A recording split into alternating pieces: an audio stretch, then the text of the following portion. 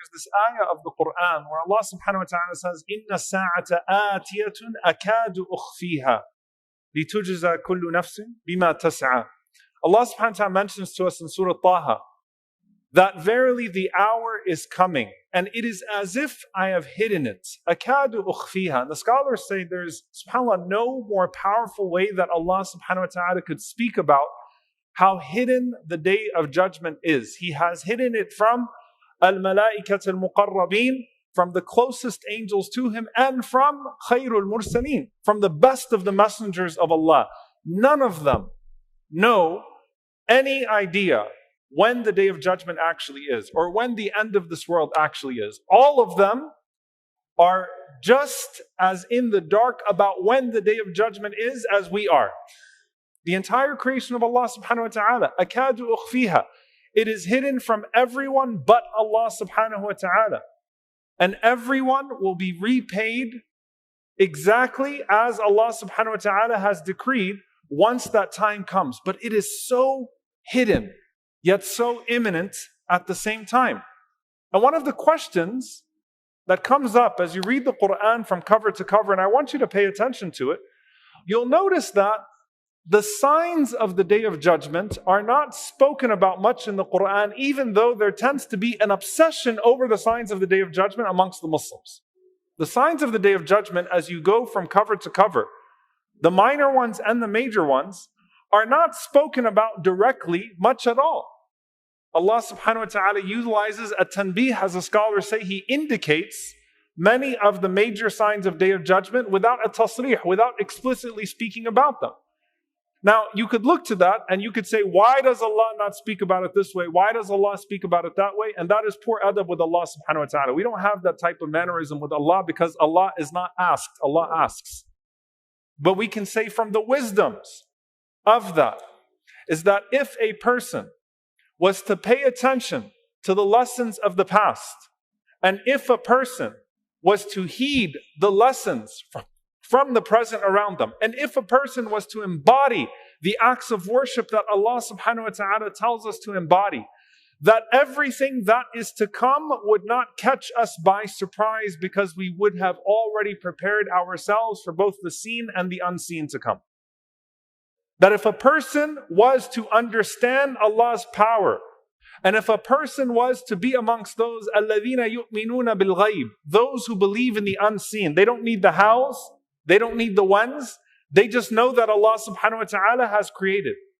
Then whatever is to come would not catch them by surprise because they would have already embodied and developed the immunity that is necessary to deal with those things as they unfold. And that is just one of the wisdoms. The scholars mention many of them. They say, subhanAllah, ad-Dajjal.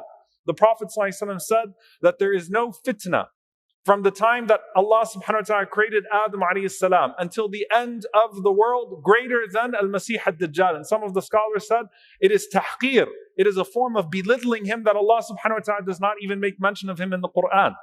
And even though every single prophet has warned about him, every single prophet, as the Prophet ﷺ said, if a person has iman, if a person has belief and nurtures that sense of belief, then that is the immunity from the fitan, the greater ones and the smaller ones, no matter what they are. And to us, what Allah has said and what the Prophet ﷺ say, all of it comes from a divine place and we accept it as human beings. And we merely prepare ourselves. Some of the scholars say that of the wisdoms, as we have just read cover to cover, and you don't find so much elaboration on the signs of the Day of Judgment within that, of the wisdoms, is that when the Prophet ﷺ was sent to this earth, that urgency of the Day of Judgment being around the corner should have already been there without any of the commentary, without any of the other things that the Prophet ﷺ indeed warned us about, of the natural disasters and of the corruption to come, because the Prophet ﷺ said, "Bu'ithtu ana was-sa'a kahatain," that I and the hour were sent like these two fingers. Meaning, the scholars say the closeness of them to come, the Prophet ﷺ sending, and then the final hour, meaning this is the final call to mankind through the Messenger of Allah ﷺ.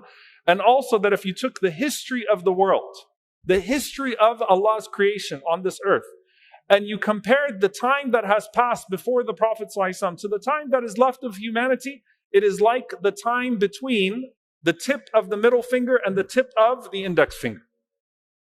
So there is already an urgency with the sending of the Messenger of Allah ﷺ towards the end of time, without any of the other things that are happening, without the wars, without the qatl, without the killing and the murder and the haraj and the lying and the deceit and the treachery and the slander and the this and the that, without all of those things. And before the beast is to come out, and before the Mahdi is to come, and before Dajjal, and before Isa alayhi salam, that when Allah sent the best of His prophets with the final revelation, that is enough to wake up a human being and to think there isn't that much time left. And so I will already approach the world with a great sense of urgency and say to myself, there isn't that much time left.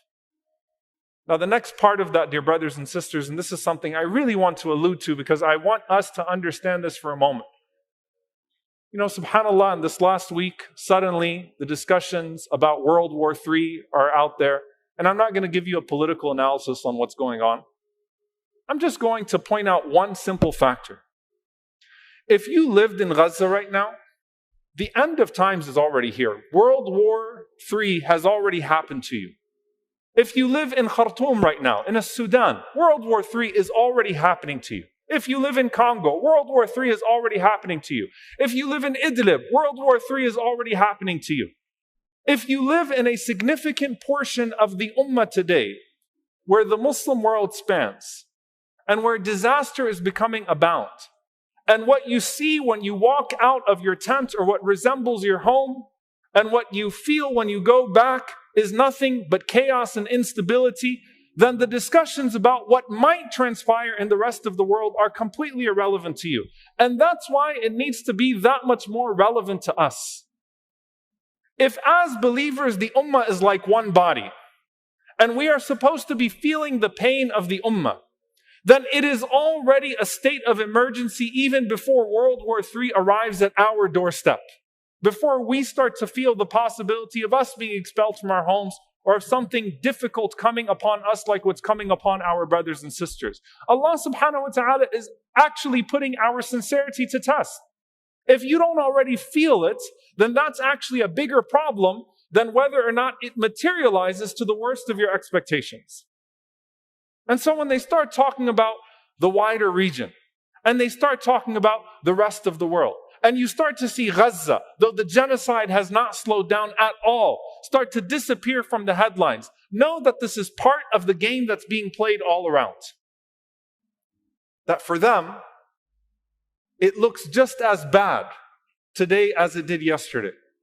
And you have to ask yourself why it didn't feel as bad for you today as it did yesterday, until there's a sense of fear of imminence of destruction and disaster that comes into our own lives. It's a way that Allah subhanahu wa ta'ala puts our sincerity to test.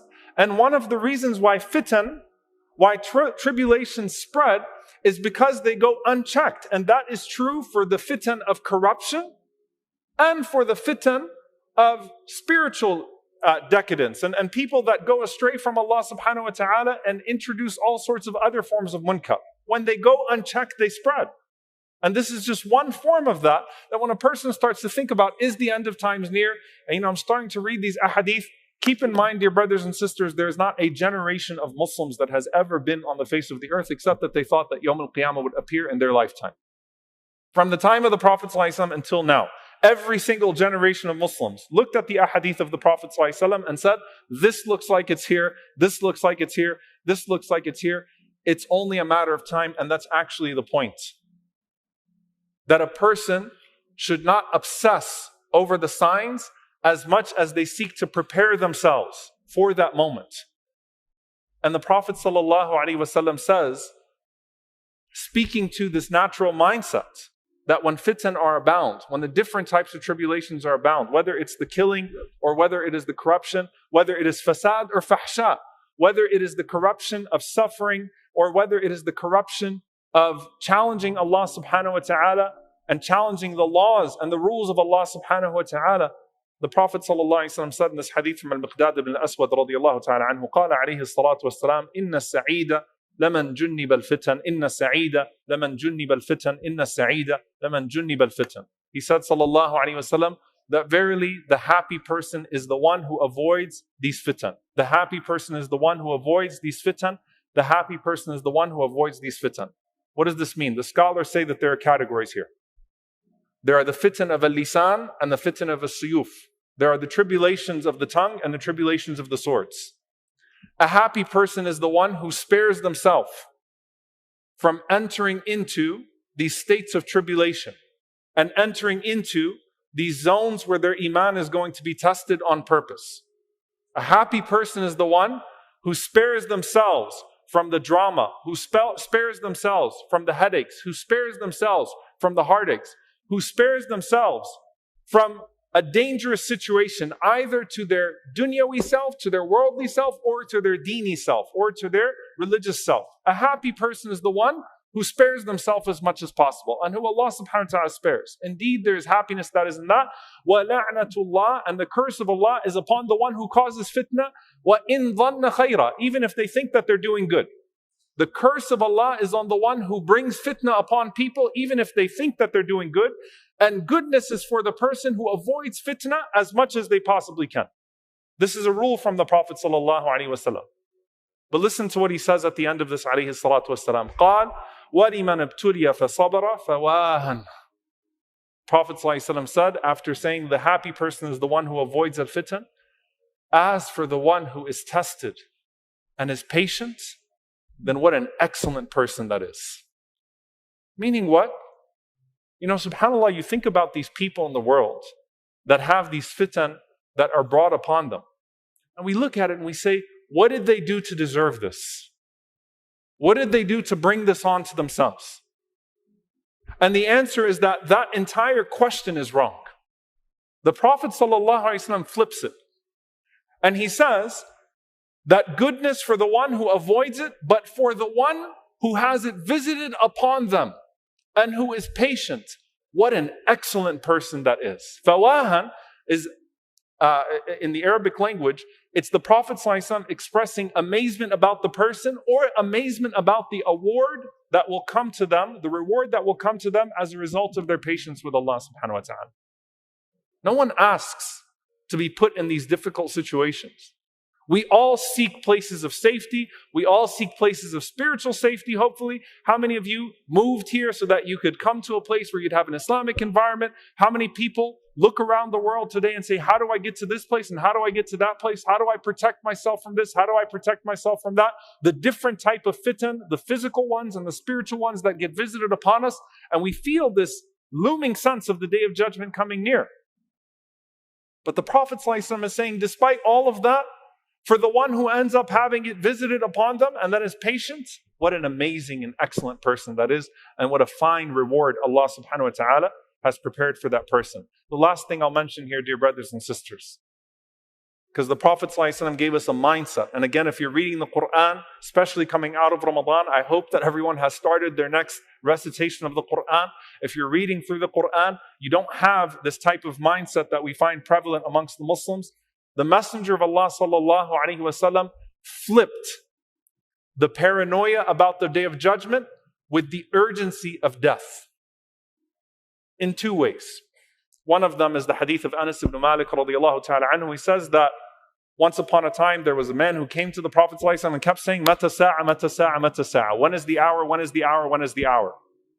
And the Prophet sallallahu alaihi wasallam looked around, and Anas radiyallahu anhu said he saw a young boy from Banu Shanu'ah, from the land of Shanu'ah. And he pointed to that boy sallallahu alaihi wasallam. And he said alayhi salatu wasalam, In ummira hadha, if this young boy lives long enough, lam yudrikul haramu hatta taquma sa'a. That young boy would not find old age until you have found your Day of Judgment regardless. Meaning what? Whether or not you see death and destruction in the world around you, you will find death regardless. And that is as unpredictable to you as anything else. You can't predict death.